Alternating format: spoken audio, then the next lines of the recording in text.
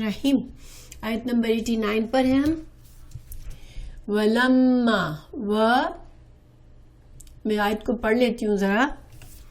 وَلَمَّا جَاءَهُمْ كِتَابٌ مِّنْ عِندِ اللَّهِ مُصَدِّقٌ لِّمَا مَعَهُمْ وَكَانُوا مِن قَبْلُ يَسْتَفْتِحُونَ عَلَى الَّذِينَ كَفَرُوا فَلَمَّا جَاءَهُم مَّا عَرَفُوا كَفَرُوا بِهِ فَلَعْنَةُ اللَّهِ عَلَى الْكَافِرِينَ. بسم اللہ الرحمن الرحیم. اوکے. ولما اور کا مطلب آپ کو پتا ہوگا. اور لما یہ جو ہے ایک طرح سے شرط کے لیے آتا ہے کہ جب یعنی جب ایسا ہوا تو ایسا ہوا، اس طرح سے ہوتا ہے. ٹھیک ہے، یعنی کہ خالی ماں ہوتا ہے تو جو، لیکن لما جب یہ ایک طرح کی شرط ہے. ٹھیک ہے. ولما جب جاہم آئی ہم ان کے پاس آئی ان کے پاس کتاب. دیکھیے کتابن جب یہ دو تنوین ہوتی ہے تو لفظ کا مطلب ہوتا ہے کوئی کتاب، ایک کتاب. ٹھیک ہے. لیکن جیسے کہ انگلش میں ہوتی ہے a book، یہ ترجمہ ہوتا ہے. اور جب الکتاب ہوتا ہے تو the book، یعنی کوئی خاص کتاب. تو یہاں اللہ تعالیٰ قرآن کی بات کر رہے ہیں، لیکن یہاں پر تنوین کے ساتھ کی ہے. جیسے کوئی کتاب یا عام خاص کتاب نہیں کہا، یعنی کہ قرآن اصولاً ہونا چاہیے تھا جب الکتاب آ گئی، یعنی کہ قرآن آ گیا. تو یہاں پر تنوین کیوں ہے؟ تنوین جو ہے وہ کبھی کبھی تعظیم، کسی اسم کی بہت بڑی اہمیت شو کرنے کے لیے آتی ہے.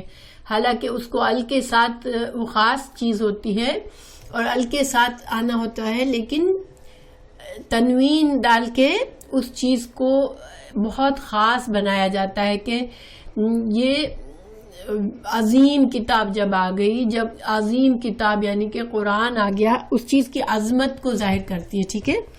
تو جب قرآن آ گیا جو کہ ایک عظیم کتاب ہے اللہ سبحانہ تعالیٰ کی طرف سے، من عند اللہ، من سے، عندی پاس، اللہ کے پاس سے، اللہ کے. دیکھیے من اللہ بھی ہوتی نا، کتاب من اللہ تو بھی صحیح ہوتا کہ اللہ کے پاس سے کتاب آ گئی، لیکن من عند اللہ میں عندہ ڈال کے بھی قرآن کی ایک خاصیت بتائی گئی کہ یہ اللہ کی طرف سے خاص کتاب آ گئی.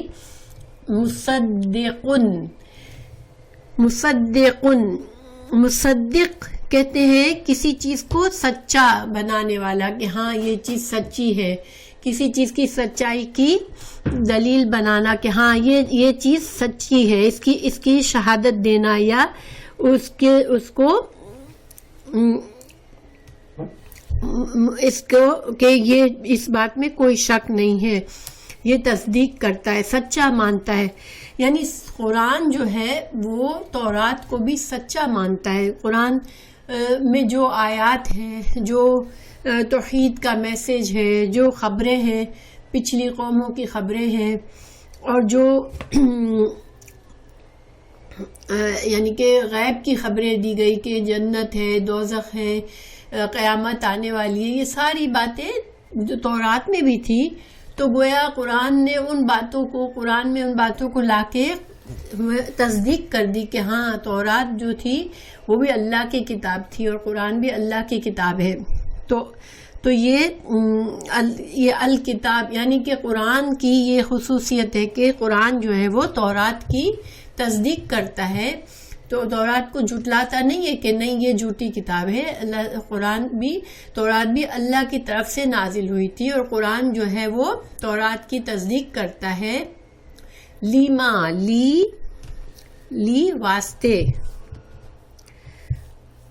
واسطے ما جو،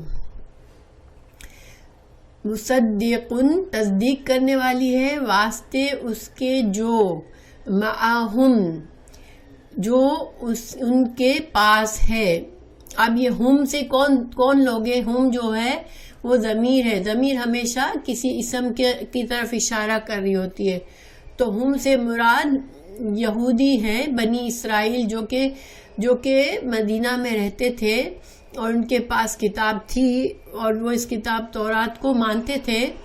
تو اللہ تعالیٰ فرما رہے ہیں کہ جو تورات ان کے پاس ہے، یہودیوں کے پاس، تو اس کی تصدیق کرتا ہے قرآن. وَكَانُوا، اور یہ اور کا مطلب میں نہیں ہے، یہ حال بتا رہا ہے. واو جو ہے کبھی کبھی واو کا ترجمہ اور ہوتا ہے اور کبھی وہ حال بتا رہا ہوتا ہے. ایک منٹ میں کسی کو لے لوں اسکائپ میں، اس لیے کہ ان کو اس میں پرابلم ہو رہا ہے. اوکے، تو بہرحال حال یہ تھا ان کا حال. جس وقت قرآن آیا تو یہودیوں کا حال کیا تھا؟ وہ تو حالانکہ کانو وہ تھے، من قبلو، من سے، قبلو پہلے، یعنی قبلو یہاں پر تھا من قبل، قرآن کے نازل ہونے سے پہلے، رسول اللہ صلی اللہ علیہ وسلم کے آنے سے پہلے ان کا کیا حال تھا کہ وہ یستفتحون، وہ فتح کی دعا مانگتے تھے، اللہ سے دعا مانگتے تھے.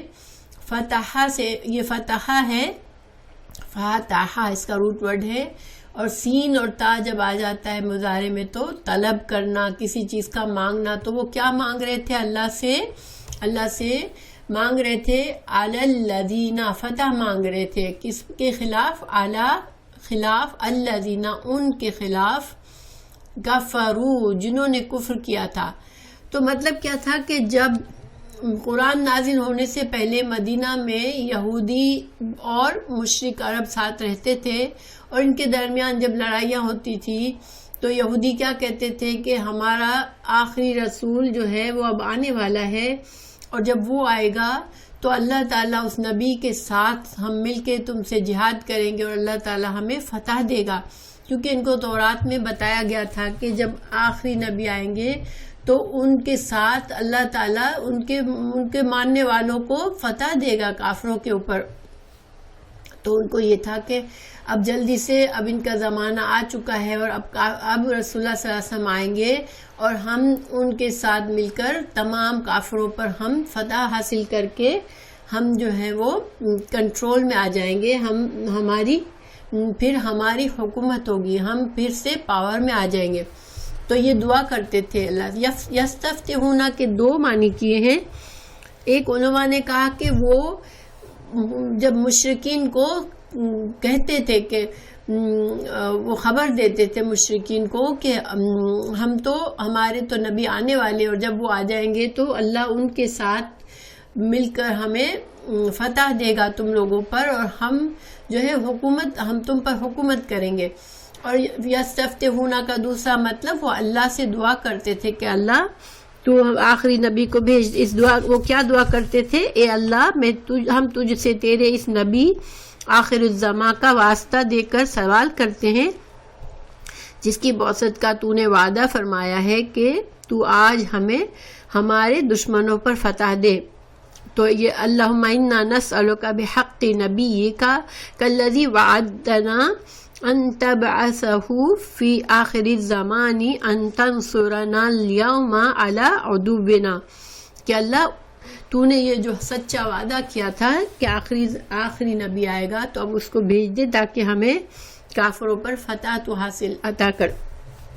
تو بہرحال ان کا یہ حال تھا. رسول اللہ صلی اللہ علیہ وسلم کے آنے سے پہلے میں نے بتایا تھا کہ مدینہ میں یہودی رہتے تھے، 3 قبائل تھے یہودی کے. تو وہ دعا کرتے تھے اللہ سے کہ اللہ اب اس آخری نبی کو بھیج دے تاکہ ان کے ساتھ مل کر ہم جو ہیں وہ جہاد کریں اور ہم فتح حاصل کریں. تو جب رسول اللہ صلی اللہ علیہ وسلم آئے تو وہ پہچان گئے فوراً کہ یہ تو وہی نبی ہے، کیونکہ تورات میں ان کی نشانیاں بتائی گئی تھی. لیکن پرابلم کیا ہو گیا؟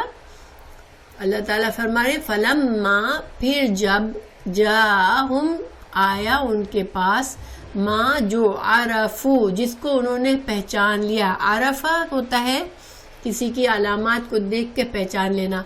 جیسے ہم کسی کے بھائی کو جانتے ہیں, اب اس کے دوسرے بھائی کو ہم نے دیکھا تو ہم نے پہلے بھائی کی شکل صورت سے ملتا جلتا کچھ اس کی مشابہت دیکھ کے ہم نے پہچان لیا کہ یہ تو اس کا بھائی ہے, تو اس کو عرفہ کہتے ہیں, پہچاننا. تو انہوں نے پہچان لیا. کیسے پہچانا؟ کیونکہ ان کے پاس رسول اللہ صلی اللہ علیہ وسلم کی نشانیاں موجود تھی, ان کے پاس تورات میں آپ کی علامات موجود تھی, تو انہوں نے پہچان لیا. لیکن پھر کیا کرا؟ جب پہچان لیا تو کفروا, انہوں نے کفر کیا, بھی ساتھ اس کے, یعنی کہ قرآن کو نہیں مانا, رسول اللہ صلی اللہ علیہ وسلم کو نہیں مانا. 1 منٹ میں دروازہ بند کر دوں.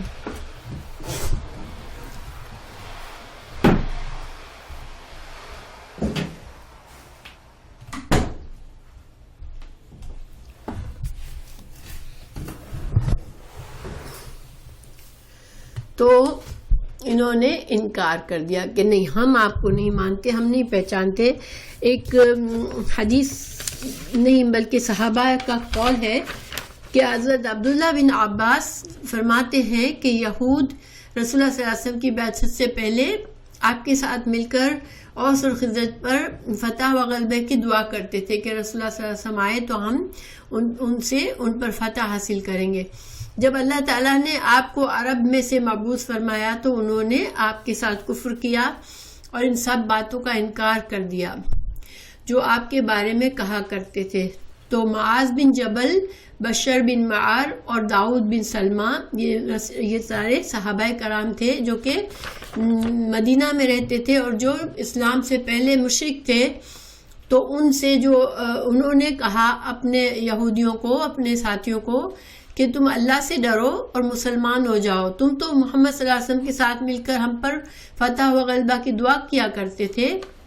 تو جب ہم شرک میں گرفتار تھے اور تم ہمیں بتایا کرتے تھے کہ اللہ کے آخری نبی مبعوث ہونے والے ہیں اور آپ کی نشانیاں تم بیان کرتے تھے, تو سلام بن مشکم یہ یہودی تھا جو بنو نذیر سے تھا. اس نے کہا کہ رسول اللہ جو محمد ہیں وہ ہمارے پاس کوئی چیز ایسی نہیں لائے جسے ہم پہچانتے ہوں, اس لیے ہم انکار کرتے ہیں. تو یہ گویا یہ اسی کی جیسے کہ اسی طرح کے واقعات کی بنا پر یہ آیت اللہ تعالیٰ فرما رہے, یہی بات اللہ تعالیٰ فرما رہے ہیں کہ انہوں نے پہچان لیا تھا مگر انکار کر دیا کہ نہیں, ہم نہیں پہچانتے, ہم نہیں جانتے, ہم نہیں مانتے ان کو رسول.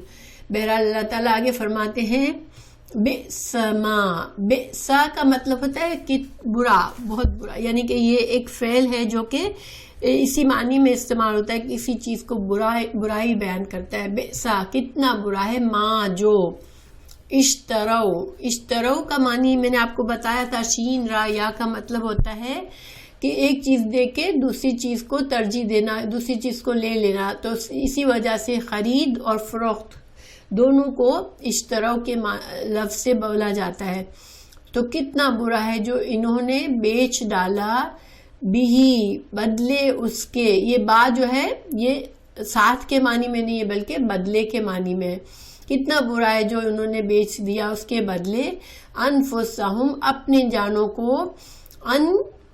اب دیکھیں اللہ تعالیٰ یہ کیوں فرما رہے ہیں کہ انہوں نے اپنی جانوں کا سودا کتنا برا کر لیا, یعنی کہ کفر کو خرید لیا اور ایمان کو چھوڑ دیا. اور ایمان کو چھوڑ دینا اور کفر کو خریدنا انسان کے لیے, اپنی نفس کے لیے بہت بڑا ظلم ہے. انسان اپنے آپ کو جہنم کا مستحق کرتا ہے. تو گویا اس نے اپنی جانوں پر اتنا بڑا نقصان کیا انہوں نے کہ اپنے اوپر ظلم کر دیا کہ اپنے آپ کو, اپنے نفس کو جہنم کا حقدار بنا دیا یہ عمل کر کے. کتنا برا ہے, اللہ تعالیٰ فرما رہے ہیں جو انہوں نے خرید لیا, انہوں نے بیچ ڈالا اپنی جانوں کو, اپنے نفسوں کو, اپنے آرام کو, اپنی جنت کو بیچ ڈالا کہ وہ انہوں نے یکفروا کہ انہوں نے کفر کیا, بما ساتھ اس کے جو انزلہ نازل کیا, اللہ نے اور اس کی وجہ کیا تھی؟ اللہ تعالیٰ فرما رہے باغین ایک حال، ان کا حال ہے کہ ان کے کیا وجہ تھی، ان کے حال کیا تھا کہ وہ ضد کی وجہ سے، انہوں نے اپنے ضد اور حسد کی وجہ سے انہوں نے جو اتنا بڑا انہوں نے نقصان کر لیا اپنے لیے کہ انہوں نے ایمان کو چھوڑ دیا اور انہوں نے کفر کو پسند کر لیا سرکشی کی وجہ سے۔ باغی کہتے ہیں سرکش پرسن کو، جو کیا کرتا ہے، حدوں کو توڑتا ہے، گناہ کرتا ہے، کسی قانون کو نہیں مانتا، حق کو نہیں مانتا، اس کو باغی کہتے ہیں، جو زیادتی کرتا ہے۔ تو انہوں نے اپنی ضد اور حسد کی وجہ سے یہ زیادتی کی اور انہوں نے کہہ دیا کہ نہیں، ہم نہیں مانیں گے۔ تو اللہ تعالیٰ فرما رہے ہیں کہ یہ ضد کی وجہ سے کتنا برا انہوں نے اپنا سودا کر لیا کہ اپنی جانوں کو نقصان میں ڈال دیا ضد کی وجہ سے۔ آئیں ینزلہ، اور اس کی ضد کی وجہ کیا تھی کہ آئیں ینزلہ، کہ نازل کرتا ہے اللہ من فضلہ، کہ من سے، فضلہ اپنے فضل سے، علی اوپر، من جس کو، یشاء وہ چاہتا ہے، من سے، عبادہ اپنے بندوں میں سے۔ ان کا کہنا کیا تھا کہ یہ ہم کیوں ضد کر رہے ہیں، ہم کیوں غصے میں ہیں کہ یہ اللہ نے ایسا کیوں کیا کہ اس نے ایک منٹ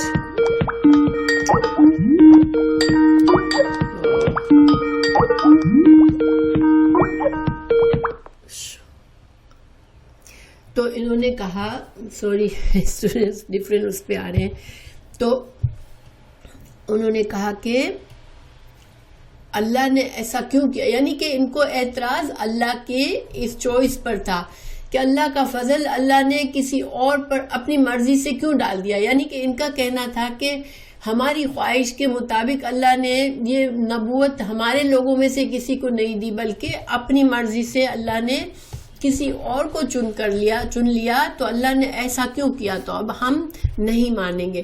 دیکھیں کون انسان اس طرح سے کرتا ہے، جیسے ایک ضدی بچہ ہے اور ماں جو ہے وہ اگر دوسرے بچے کے لیے کچھ کرنا چاہتی ہے تو بچہ ضد میں آ کر، حالانکہ حق ہوتا ہے دوسرے بچے کا بھی، لیکن حق بات پر بھی ایک ضدی اسپوائلڈ بچہ جو ہوتا ہے وہ کیا کرتا ہے، رونا دھونا شروع کر دیتا ہے کہ کیوں تم نے اس کو کیوں دیا، مجھے کیوں نہیں دیا۔ تو ان کا اس لحاظ ایک طرح سے ضدی بچے کی طرح انہوں نے اللہ کے ساتھ تعلق کیا کہ کیوں اللہ نے اپنا فضل اپنی مرضی سے جس کو چاہا دے دیا اور ہم اس کو نہیں دیا جس کو ہماری قوم کے کسی بندے کو نہیں دیا۔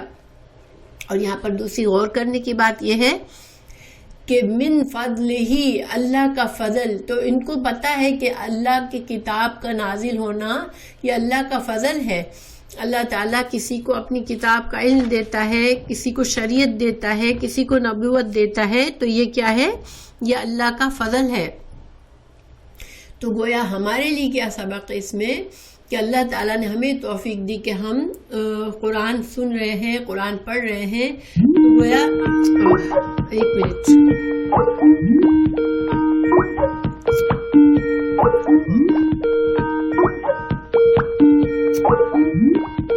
اللہ اکبر، مشکل ہو رہی ہے، ٹھہرے ایک منٹ، میں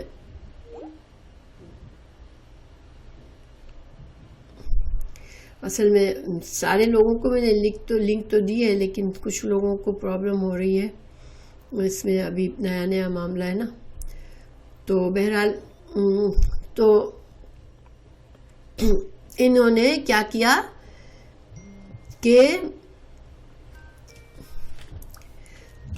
ان کو پتا تھا کہ یہ اللہ کا فضل ہے، ٹھیک ہے، تو گویا قرآن اور شریعت اللہ، اگر کسی کو اللہ قرآن کا علم دیتا ہے تو یہ مشکل اللہ تعالیٰ کسی کو شریعت دیتا ہے تو یہ اللہ کا فضل ہوتا ہے۔ تو اللہ تعالیٰ ہمیں شریعت کا علم دے رہا ہے، ہمیں قرآن کا علم دے رہا ہے، تو یہ کیا ہے، یہ اللہ کا فضل ہے ہم پر۔ تو ہمیں اس قرآن کے علم کو اسی طرح سمجھنا چاہیے، اسی طرح لینا چاہیے جس سے اللہ تعالیٰ کا فضل کا حق ہے کہ ہم جس کو لیں۔ دیکھیں کتنے ہی لوگ ہیں آج اس وقت پتہ نہیں کن چیزوں میں بزی ہوں گے، اور ہم بیٹھ کے اللہ کی کتاب کو سیکھ رہے ہیں. تو یہ اللہ تعالیٰ کا ہم پر بہت بڑا فضل ہے کہ ہم اللہ کی کتاب کو سیکھ رہے ہیں. اللہ تعالیٰ ہمیں اپنی کتاب کا علم اگر دے تو یہ ہم پر اللہ کا احسان اور اللہ کا فضل ہے. پھر اسی طرح سے لینا چاہیے ہمیں قرآن کی بات کو. اور دوسری بات ہمیں دوسرا سبق ہمیں یہ مل رہا ہے کہ دیکھیں جب ان کو جو مشرک تھے ان کو تو پتہ نہیں تھا، ان کے لیے تو مشکل تھا رسول اللہ صلی اللہ علیہ وسلم کو پہچاننا، مگر یہودیوں کو تو بہت آسان تھا پہچاننا. مگر انہوں نے صرف ضد کے لیے کہ نہیں یہ نبی تو عرب ہے، ہم عرب کی بات نہیں مانیں گے، ہمیں بنی اسرائیل کا بندہ چاہیے. تو ہمارے لیے یہ سبق ہے کہ سچی بات، حق کی بات جہاں سے بھی آئے اس کو انسان لے، تعصب نہ کرے اور حسد نہ کرے، اور یہ نہ سوچے کہ میں اس کی فلاں کی بات مانوں گا مگر فلاں کی بات نہیں مانوں گا. یہ غلط طریقے ہیں. دین کی بات اگر سچی بات آ رہی ہے کہیں سے، آپ کو دلائل کے ساتھ کوئی دین کی بات دے رہا ہے تو اس کو خوشی سے لینا چاہیے اور اس کو اللہ کی نعمت اور فضل سمجھ کے لینا چاہیے. تو بہرحال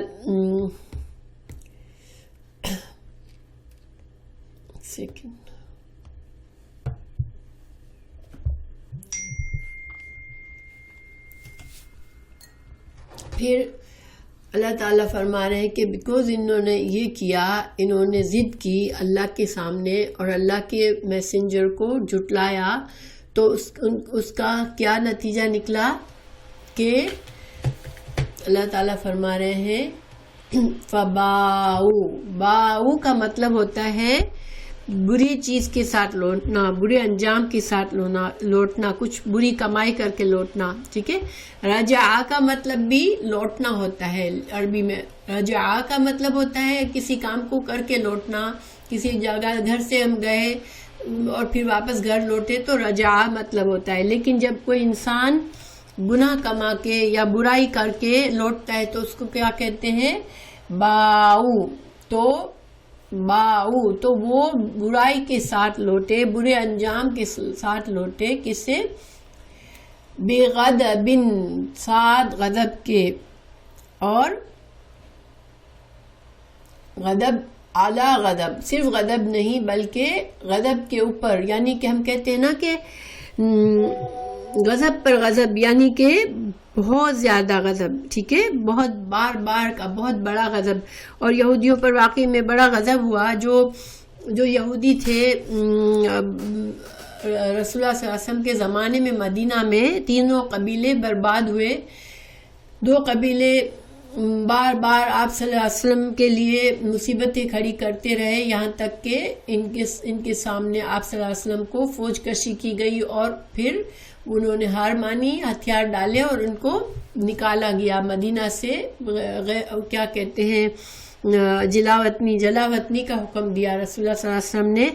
اور تیسرا قبیلے نے اتنا بڑا جرم کیا، انشاءاللہ کبھی میں بتاؤں گی، کہ انہوں نے بہت ہی نازک وقت میں، جبکہ جنگ احزاب میں مسلمان بہت خطرے میں تھے، انہوں نے بغاوت کر دی. مسلمان باہر فوج سے لڑ رہے تھے مدینہ سے باہر، اور انہوں نے مدینہ کے اندر سے مسلمانوں کے خلاف جنگ شروع کر دی. تو ان کا گناہ اتنا بڑا تھا کہ ان کے مردوں کو قتل کیا گیا اور ان کی عورتوں کو غلام بنا کے بیچ دیا گیا. تو یہ سارا اللہ کا غضب ان کے اوپر ہوا کہ غضب پر غضب، بہت زیادہ اللہ ان سے ناراض ہوا. اور اللہ تعالیٰ آگے فرما رہے ولیل کافرین، اور کافروں کے لیے عذاب ہے مہین. واو ہا نون سے بنتا ہے. وہن کہتے ہیں، وہن کے 2 معنی ہو سکتے ہیں، ایک اچھا معنی اور ایک برا معنی. جب انسان اپنے اندر عاجزی پیدا کرتا ہے اور اپنے آپ کو جھکاتا ہے، نرمی کرتا ہے، تو وہ بھی مہین سے ہی ہوتا ہے، اسی روٹ ورڈ سے ہوتا ہے. اور ایک ہوتا ہے کہ انسان تکبر کرتا ہے تو اللہ تعالیٰ ایسے سزا، اس کے ایسے حالات کر دیتا ہے کہ وہ انسان ذلیل اور رسوا ہو جاتا ہے. تو وہ بھی اس سے ہوتا ہے. یعنی کہ ان کے ساتھ کیا ہوا کہ یہ بہت رسوا ہوئے، ذلیل ہوئے، بہت ہی برا ان کا حال ہوا، کیونکہ تکبر تھا ان کے اندر. تو تکبر اللہ کو پسند نہیں ہے. ضد، حسد، تکبر، اپنے آپ کو بڑا سمجھا انہوں نے، کہ نہیں ہم تو اتنے بڑے ہیں کہ ہم اللہ سے بھی ڈیمانڈ کر سکتے ہیں کہ اللہ اسے رسول بنائے اور اسے نا رسول بنائے. حالانکہ اللہ تعالیٰ تو اپنا فضل جس کو چاہے دے. اللہ خالق ہے اور اللہ تعالیٰ جانتا ہے کس کو کیا دینا ہے. تو بہرحال یہ ان کا انجام برا ہوا. اور سورہ فاتحہ میں جب ہم کہتے ہیں نا اہدنا الصراط المستقیم صراط الذین انعمت علیہم غیر المغضوب ولا الضالین، تو المغضوب کی کچھ علماء نے تفسیر کی ہے کہ یہ مغضوب یہودی تھے، کیونکہ اللہ تعالیٰ نے قرآن میں فرمایا کہ یہ غضب کے اوپر غضب لے کے لوٹے، بہت مغضوب ہوئے، اللہ تعالیٰ کا بہت غضب کا شکار ہوئے یہ، اس لیے ان کو المغضوب علیہ کہا. اور مغضوب علیہ وہ ہوتا ہے جو کہ اللہ تعالیٰ اسے علم دیتا ہے مگر وہ علم کے باوجود اس علم سے فائدہ نہیں اٹھاتا، اور کیا ہوتا ہے کہ وہ اس علم کے باوجود عمل نہیں کرتا اور غلط کام کرتا ہے اور گمراہ ہوتا ہے، تو اس پر اللہ کا غضب ہوتا ہے. تو بہرحال وہ سخت رسوا ہوئے اور مغضوب علیہ یعنی کہ مغضوب علیہم بن گئے، اللہ کے وہ لوگ بن گئے جن پر اللہ کا غضب ہوا. اللہ تعالیٰ ہمیں محفوظ رکھے اور اللہ تعالیٰ ہمیں ضد سے بچائے، تکبر سے بچائے. دین کی سچی بات کے آگے انسان کو جھکنا، اس میں انسان کی بڑائی اور عزت ہے. اور اگر انسان اپنے آپ کو اتنا بڑا سمجھتا ہے کہ وہ دین میں بھی سوچتا ہے کہ نہیں میں جو کہوں وہ میں مانوں، تو پھر اس کو رسوا کرتا ہے اللہ. وَإِذَا اور جب قیلا کہا جاتا ہے لہم ان سے آمنو ایمان لے آؤ، بما ساتھ اس کے جو انزلا بی مطلب ساتھ ما جو، تو جو انزلا نازل کیا اللہ نے، تو ان سے کہا جاتا ہے کہ تم اللہ نے جو کچھ نازل کیا ہے اس پر ایمان لے آؤ. یعنی کہ رسول اللہ صلی اللہ علیہ وسلم کے زمانے میں تو آپ صلی اللہ علیہ وسلم کے قرآن اور حدیث پر ایمان لے آؤ، لیکن ان کے باپ دادا نے تو انجیل پر بھی نہیں ایمان لائے تھے، وہ تو حضرت عیسیٰ کے اوپر بھی ایمان نہیں لائے تھے.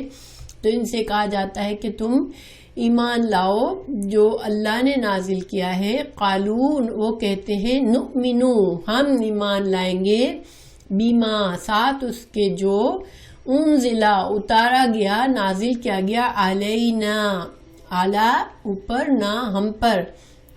تو کہتے نہیں ہم تو اللہ تعالیٰ فرماتا ہے کہ جو اللہ نازل فرماتا ہے اس پر ایمان لاؤ. یعنی کہ مسلمان کیا ہوتا ہے کہ تمام انبیاء پر ایمان رکھتا ہے، تمام کتابوں پر ایمان رکھتا ہے. اور اب ہمارے لیے جو شریعت ہے وہ قرآن اور حدیث ہے، تو ہم ان سب چیزوں پر ایمان لاتے ہیں. لیکن انہوں نے کیا کہا کہ ہم جو ہیں صرف اسی پر ایمان لائیں گے جو ہم پر نازل ہوا ہے. یعنی کہ بقول ان کے تورات جو کہ ہم پر نازل ہوئی تھی، ہمارے پیغمبر موسیٰ پر نازل ہوئی تھی، تو ہم اس پر ایمان تو لائیں گے، لیکن ہم اس کے علاوہ ہم کسی چیز پر ایمان نہیں لائیں گے. وَيَكْفُرُونَ اور کفر کرتے ہیں، بما ساتھ اس کے جو وراہو، ورا کا مطلب ہوتا ہے علاوہ،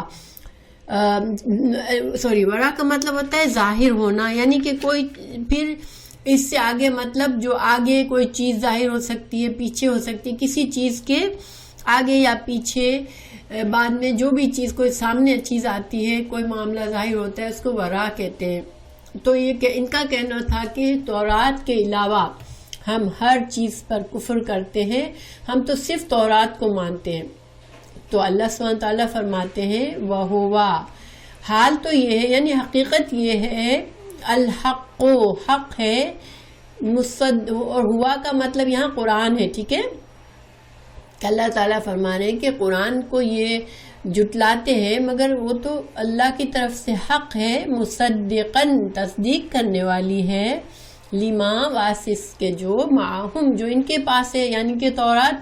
تو اللہ تعالیٰ فرما رہے ہیں کہ وہ تورات، وہ کہتے ہیں کہ ہم تورات پر ایمان لاتے ہیں، تو تورات تو اصل میں تو قرآن جو ہے وہ تورات کو سچا کہتا ہے، تو پھر اور تورات میں بھی قرآن کے بارے میں تمام باتیں تھی کہ تم کو قرآن پر ایمان لانا ہے، تو گویا یہ دو تو ایک دوسرے سے جڑے ہوئے ہیں، تو تم ایک کو بولتے ہو ہم ایمان لاتے ہیں، دوسرے کو نہیں لاتے، تو اس کا مطلب ہے تم کسی پر بھی ایمان نہیں لاتے، کیونکہ اگر تورات پر تمہارا ایمان ہے تو پھر تو تمہیں قرآن پر ایمان لے آنا چاہیے، کیونکہ تمہاری تو تورات خود تم کو کہتی ہے کہ یہ نبی آئیں گے اور یہ سچے نبی ہیں اور ان کی کتاب پر تمہیں ایمان لانا ہے، تو پھر تم جو ہے یہ دعویٰ کرتے ہو اگر کہ ہم تو تورات پر ایمان لاتے ہیں، تو گویا تمہارا تورات پر ایمان کا دعویٰ بھی غلط ہے، کیونکہ تورات پر بھی اگر تم ایمان لاتے ہوتے تو پھر تم قرآن کا انکار نہ کرتے۔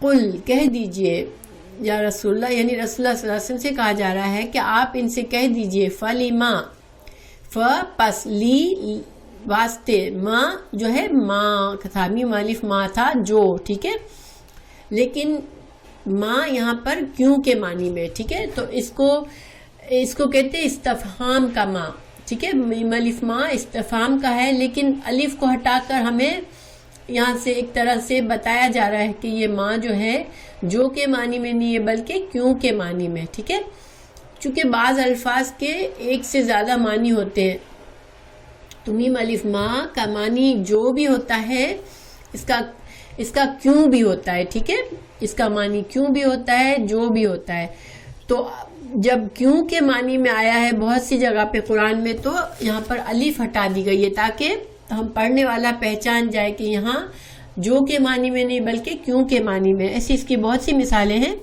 قرآن میں کہ جب میم الف ماں کے بجائے صرف ماں میم زبر ماں آیا ہے، تو اللہ تعالیٰ فرما رہے ہیں کہ ان سے آپ پوچھیں، اگر یہ کہتے ہیں کہ ہم تو تورات پر ایمان لاتے ہیں، تو آپ ان سے پوچھیں کہ پھر کیوں، اگر تمہارا واقعی میں تورات پر ایمان تھا تو کیوں، فلیما تو کیوں، تقتلون تم قتل کرتے رہے ہو، انبیاء اللہ کے انبیاء کو، من قبل تم رسول اللہ صلی اللہ علیہ وسلم سے پہلے بھی تو تم نے بہت سے انبیاء کو قتل کر دیا، حالانکہ وہ انبیاء تو تم کو تورات ہی کی تعلیم دیتے تھے، حضرت زکریا بھی تھے وہ تورات ہی کی تعلیم دیتے تھے، حضرت یحییٰ بھی تورات کی تعلیم دیتے تھے، حضرت عیسیٰ بھی تورات کی تعلیم دیتے تھے، تو تم نے تو ان انبیاء کو قتل کر دیا جو تم کو خود تورات کی تعلیم دیتے تھے۔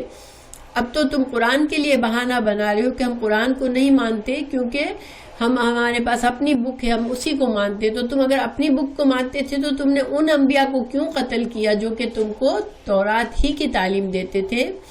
ان کنتم مؤمنین، اگر تمہارا ایمان سچا تھا، اگر ایمان تمہیں تورات پر بھی ایمان ہے اگر، تو پھر تم نے ایسا کیوں کیا؟ گویا ان ادر ورڈز اللہ تعالیٰ فرما رہے ہیں کہ نہیں، تمہارا ایمان ہے ہی نہیں، نہ تمہیں تورات پر ایمان ہے نہ قرآن پر ایمان ہے، تم صرف اپنی خواہش کے بندے ہو، تمہیں جو اچھا لگتا ہے تم وہ کرتے ہو اور جو تمہیں پسند نہیں آتا تم وہ نہیں کرتے ہو۔ پھر اللہ تعالیٰ آگے فرما رہے ہیں، مزید دلیل دے رہے ہیں کہ تورات پر ان کا ایمان نہیں تھا ورنہ وہ ایسے کام نہ کرتے۔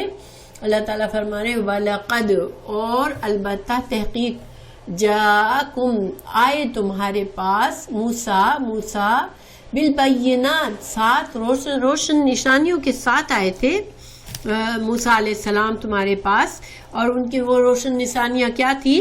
موسیٰ علیہ السلام کا عصا تھا، ان کا ید بیضا تھا، طوفان ان کے کہنے پر، ان کی دعا سے طوفان آیا تھا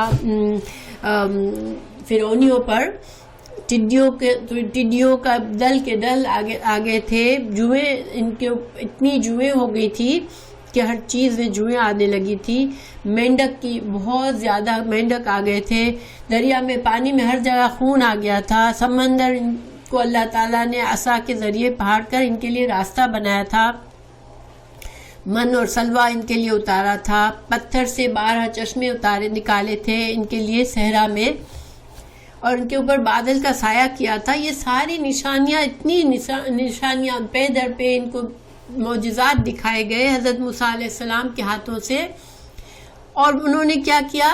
ثم پھر اتخذتم تم نے بنا لیا العجلا بچھڑے کو. یہاں پر معبود محفوظ ہے, یہاں معبود کا لفظ استعمال نہیں کیا ہے کہ تم نے بچڑے کو معبود بنا لیا, یعنی اللہ تعالیٰ کی اتنی واضح نشانیاں تم نے دیکھی, اتنے معجزات دیکھے, اور تمہارا حال کیا تھا کہ تم نے حضرت موسیٰ من بعد ہی, من سے بعد ہی, یعنی کہ موسیٰ علیہ السلام جب تورات پر گئے, یعنی تو کوہ طور پر گئے, تو تم نے کیا کیا کہ اتنے معجزات دیکھنے کے بعد بھی تم نے بچڑے کی پوجا شروع کر دی. یا پھر من بعد ہی ضمیر سے مطلب یہ سارے معجزات ہیں کہ تم نے اتنے معجزات دیکھے اور اس کے بعد بھی کیا کیا کہ تم نے بچڑے کو معبود بنا دیا, یعنی شرک کر دیا. وانتم ظالمون, اور تم ظالم ہو, تم نے اتنا بڑا جرم کیا, تم نے اللہ کی اتنی نشانیاں دیکھی کھلی کھلی اور تم نے شرک کیا, جو کہ تم نے ظلم کیا, تم ظلم کرنے والے ہو. یہ تمہاری صفت ہی, ظالم جو ہے یہ تمہاری صفت ہے, تم ہمیشہ ظلم کرنے والے ہو. پھر اللہ تعالیٰ آگے فرما رہے ہیں وَإِذْ أَخَذْنَا, اور جب ہم نے لیا تھا تم سے, میثاقکم تم سے پکا وعدہ لیا تھا, وَرَفَعْنَا اور ہم نے رفع کیا تھا, بلند, رفع کا مطلب ہوتا ہے بلند کرنا, ہم نے بلند کیا تھا, فوقکم تمہارے اوپر, الطور تمہارے اوپر طور پہاڑ کو بلند کر دیا تھا ہم نے, اور ہم نے تم سے وعدہ لیا تھا. ہم اس بات کو پڑھ چکے ہیں کہ اللہ سبحانہ تعالیٰ نے کوہ طور کو اٹھا کے ان کے اوپر معلق کر دیا, گویا کہ طور ان کے اوپر گر جائے گا اور یہ پس جائیں گے سارے. اور پھر اللہ نے فرمایا کہ اب وعدہ کرو تم کہ تم تورات پر عمل کرو گے.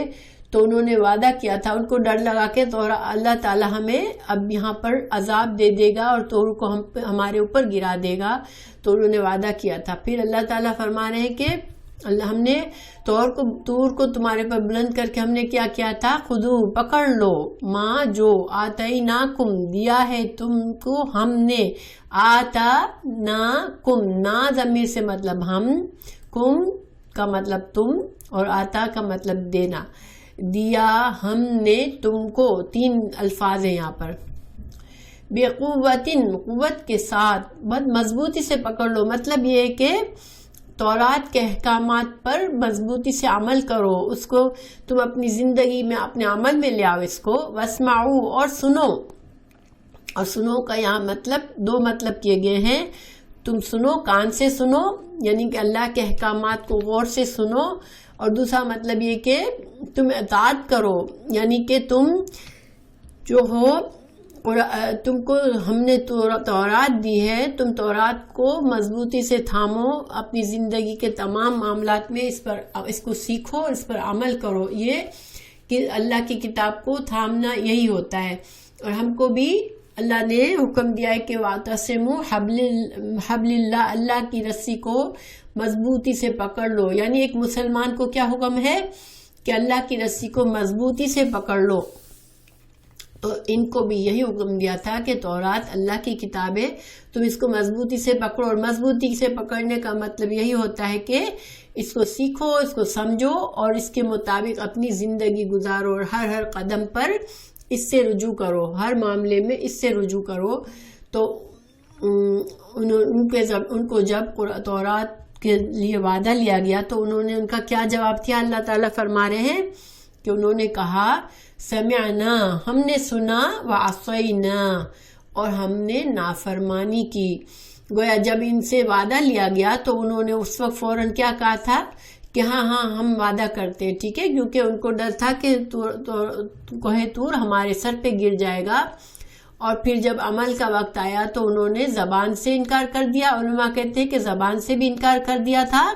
عصینا, یہ انہوں نے زبان سے کہا تھا کہ ہم نافرمانی کرتے ہیں, یا کچھ علماء کہتے ہیں کہ انہوں نے عمل نہیں کیا.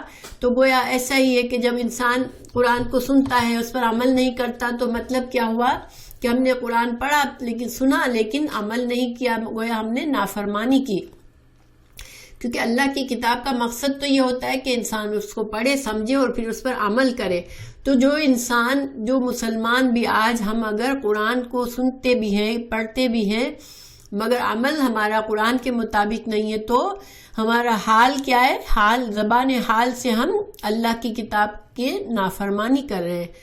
گویا جب اللہ کے احکامات آ جائے تو بندے کے پاس بس یہی عمل کرنا ہوتا ہے کہ اس پر عمل کرے، اس کے پاس کوئی اور چوائس نہیں ہوتی۔ اگر وہ اس کو نہیں مانتا تو گویا وہ نافرمانی کر رہا ہے، وہ منع کر رہا ہے اللہ کے احکامات لینے سے۔ اور اللہ تعالیٰ یہاں فرما رہے ہیں کہ ایسا کیوں ہو رہا ہے ان کے ساتھ کہ یہ ہر چیز میں غلط طرف چلے جاتے ہیں، ہر چیز ہدایت چھوڑ کے گمراہی کی طرف چلے جاتے ہیں، تو ایسا کیوں ہو رہا ہے؟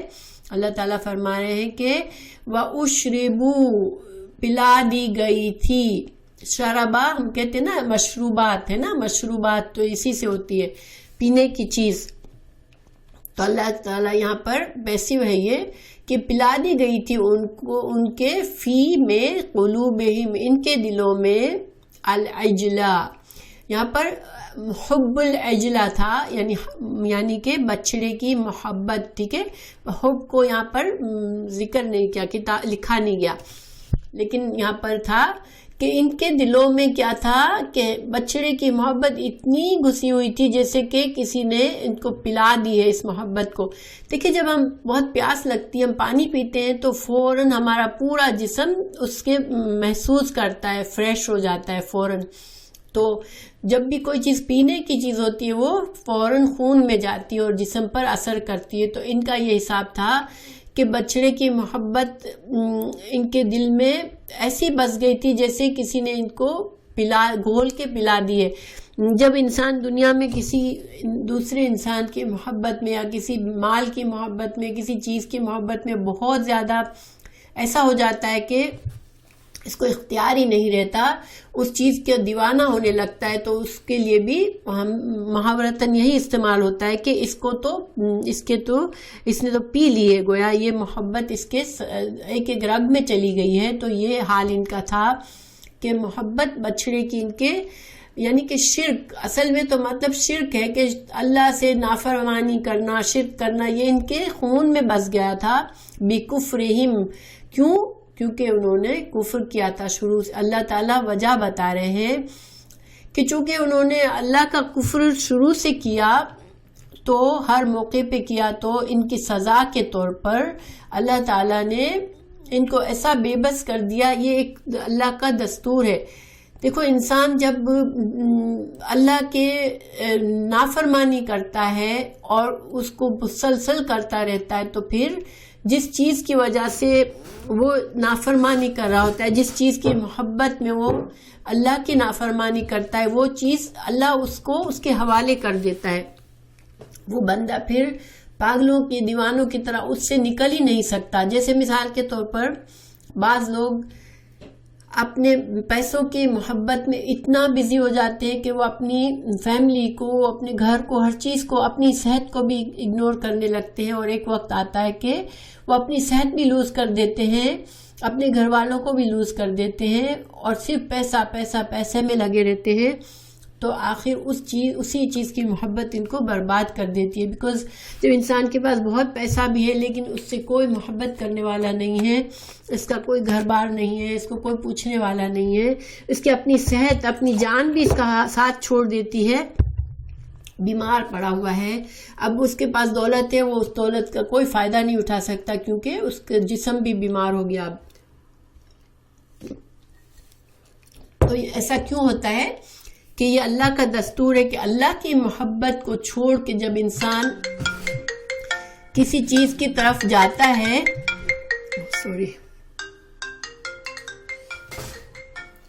اللہ کی محبت کو چھوڑ کے جب انسان کسی اور چیز کی محبت میں اتنا گرفتار ہو جاتا ہے تو یہ اس کی سزا ہوتی ہے کہ اللہ اس چیز کے حوالے کر دیتا ہے اس کو، کہ اب وہ بندہ اس محبت سے نکل نہیں سکتا۔ تو ان کا بھی یہی تھا کہ اس بچڑے کی محبت سے وہ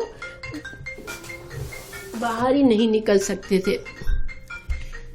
اللہ تعالیٰ فرما رہے آپ ان سے کہیں قل بئس ما، کتنا برا ہے، یأمرکم، حکم دیتا ہے تم کو، بھی، ساتھ اس کے، ایمانکم، تمہارا ایمان، ان اگر ہو تم مؤمنین، اگر تم کہتے ہو کہ ہم تو تورات پر ایمان رکھنے والے ہیں، تو تمہارا یہ تورات پر ایمان کتنا برا تم کو حکم دیتا ہے کہ تم اللہ کی تمام نافرمانی کرتے ہو، تورات کے تمام احکامات کے خلاف جا رہے ہو۔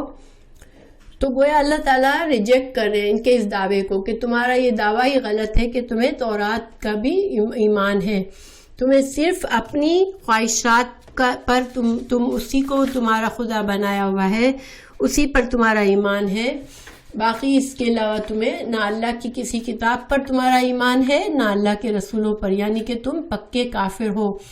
یہ ایک طرح سے ان کے اوپر ان کو وعید دی جا رہی ہے کہ ظاہری بات ہے کہ اب تمہارا انجام بھی پکے کافروں کی طرح ہی ہوگا، کیونکہ تمہارا جو یہ جھوٹا دعویٰ ہے کہ تم تورات پر ایمان رکھتے ہو۔ تو خلاصہ کیا ہے کہ انسان اللہ کو دھوکہ نہیں دے سکتا، ٹھیک ہے؟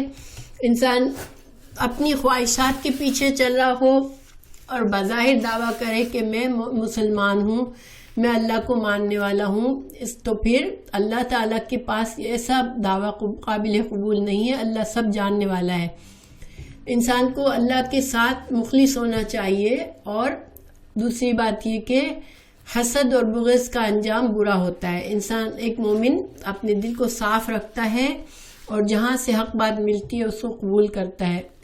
تو بہرحال یہ ان کے جو ہے آگے بھی چلتے رہیں گے۔ اللہ تعالیٰ نے ان کی بہت سی برائیاں واضح کر کے کھول کے بتائی ہے، اور ان سب کا مقصد کیا ہے کہ جو مدینہ کے یہودی تھے ان لوگوں کو ہر طرح سے سمجھایا جا رہا ہے کہ خبردار ہو جاؤ، ان کی ساری برائیاں ان کو کھول کے بتائی جا رہی ہے کہ تم ایمان لے آؤ اور تم یہ ساری شرارتیں چھوڑ دو، کیونکہ دیکھیں ان کا نا ایمان لانا ان کی ساری قوم کے لیے بہت برا ہوا۔